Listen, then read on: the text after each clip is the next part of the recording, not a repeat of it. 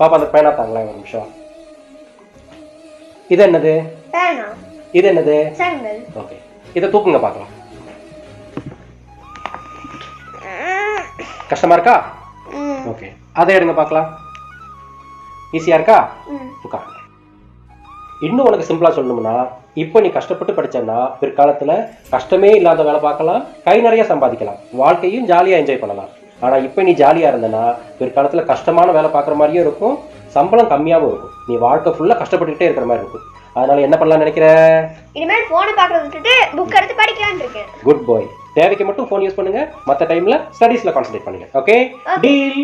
Deal. Deal. Deal.